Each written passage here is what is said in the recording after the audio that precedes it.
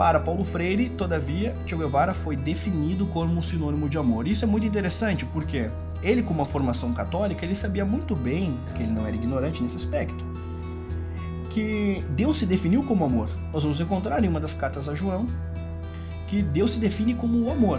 Se Che Guevara é sinônimo de amor, logo Che Guevara é sinônimo de Deus, Paulo Freire.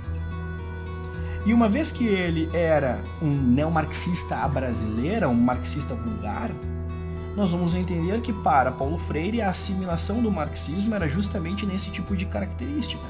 Ou seja, uma característica messiânica, em que aqueles que atuam na praxis, eles atuam dotados de poderes que os fazem transcender.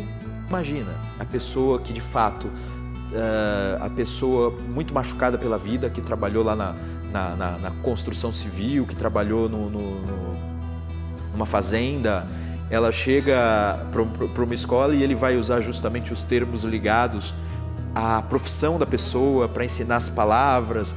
É uma técnica para depois ele ficar dizendo o seguinte: você tem um chefe, você tem alguém interessado, alguém que está te explorando, e ele vai ensinando o marxismo de baixo nível, né? Eu não sei nem se Paulo Freire leu muito Marx, não.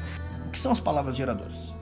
Exemplo, eu pego a palavra tijolo e eu coloco em um quadro.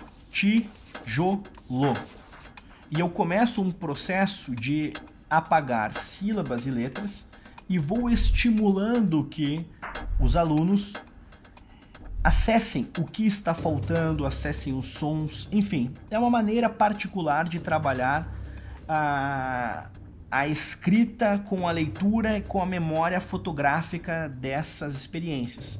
Só que o método de Paulo Freire ele não para necessariamente na apresentação da palavra geradora. A palavra geradora ela é essencialmente aquilo que parte da realidade do próprio aluno. Mas o método de Paulo Freire ele deve partir da palavra geradora e acessar a conscientização, ou seja, tijolo. Aí você pergunta enquanto professor, o que você faz com tijolo?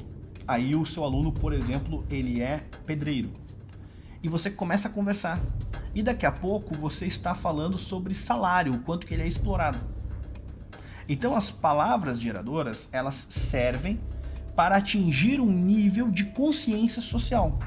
Toda a sua ideia é uma tomada de consciência do mundo. Por isso que ele fala em pedagogia do oprimido. Quer dizer, você precisa ter aquela Klassenbewusstsein, né? Consciência de classe de que fala o Marx.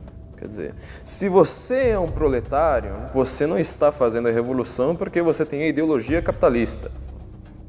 Assim que você conscientizar todo o proletário, vai todo mundo pegar a foice e sair degolando o patrão. A revolução será inevitável. Então, dessa maneira, o Paulo Freire constrói essa conexão entre uma atividade que seria meramente pedagógica até o exercício político em sala de aula. E eu acho que, inclusive, daí, é dessa ponte que ele constrói, que vem a grande fama e a grande aceitação do Paulo Freire. O Paulo Freire ele constrói essa estrada para dar legitimidade à politicagem que o educador progressista já queria fazer antes. Ele cria um álibi, ele cria um pretexto para você poder falar de política dentro da sala de aula. Esta dialética partia de um ponto fundamental: a alienação. Este aluno alienado é o aluno que carrega um hospedeiro burguês. E cabe ao professor retirar este hospedeiro, dar consciência para aquele aluno, independentemente da classe social desse aluno. O Paulo Freire introduz o conceito de consciência crítica. E essa palavra crítica vira uma moda. A partir daí você vai vendo as pessoas serem reputadas por inteligentes, gritando, reclamando de problemas políticos. O Adler diz claramente, a crítica é uma terceira etapa. A primeira etapa você tem uma visão panorâmica. Você entende o quadro. A segunda etapa você analisa, você entende partes constituintes, detalhe por detalhe. Só numa terceira etapa você vai criticar. O Paulo Freire, ele vende a ilusão de que basta você entender que alguém te explora e começar a vociferar isso em público que você é inteligente. E aí você vê muita gente ficando crítica, sem ter entendido. O que acontece é que Paulo Freire vai ter uma leitura muito particular de Rousseau, e dentro dessa confusão do Emílio de Rousseau em Paulo Freire, nós teremos, com um pouco mais de Emmanuel Mounier, com este neomarxismo vulgar, uma visão que o professor deve ser um facilitador, não para uma aprendizagem do que há de mais alto, mas para a obtenção de uma consciência social. Se existe alienação e a escola deve exercer um papel sine qua non para transformar este alienado em agente da praxis, logo este aluno deverá agir na sociedade, seja esta sua família ou ambiente civil, o ambiente público, o ambiente comum. A revolução cultural toma a sociedade em reconstrução em sua totalidade, nos múltiplos quefazeres dos homens, como campo de sua ação formadora. Você vê, cara, a revolução cultural para reconstruir a sociedade em sua totalidade. Isso aqui é o típico pensamento totalitário. Paulo Freire vai ter citado Mao Tse Tung na Pedagogia do Oprimido, quando ele vai ter ali manifestado certo entusiasmo com práticas da Revolução Cultural Chinesa. A conhecida frase de Paulo Freire, de que não há saberes que sejam definidos como errados, é uma frase que, dentro do conjunto intelectual de Paulo Freire, ela apresenta uma incoerência. Paulo Freire não respeitava os saberes que ele entendia como burgueses. Comportamentos, envolvimentos com certos tipos de artistas. Para Paulo Freire, e ele cita nominalmente Beethoven, Beethoven representa um comportamento burguês.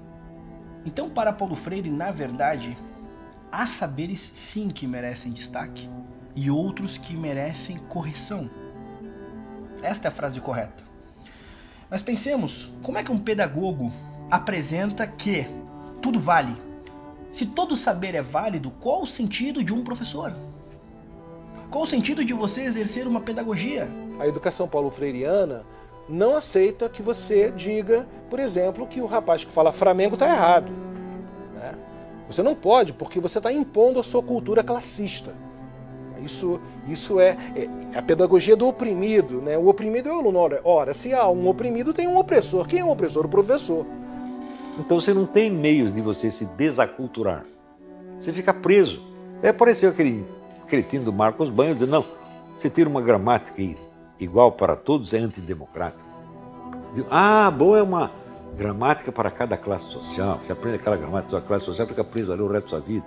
Você não consegue falar com o cara da outra classe social. E você cria uma estratificação social hierárquica, invencível, e você acha que isso é democrático? Para mim, isso é o contrário da democracia. O Paulo Freire criou uma estratificação social invencível. Se você nasceu filho de pedreiro, é para você ficar pedreiro o resto da sua vida. Você se inscreve no Partido Comunista e continua pedreiro.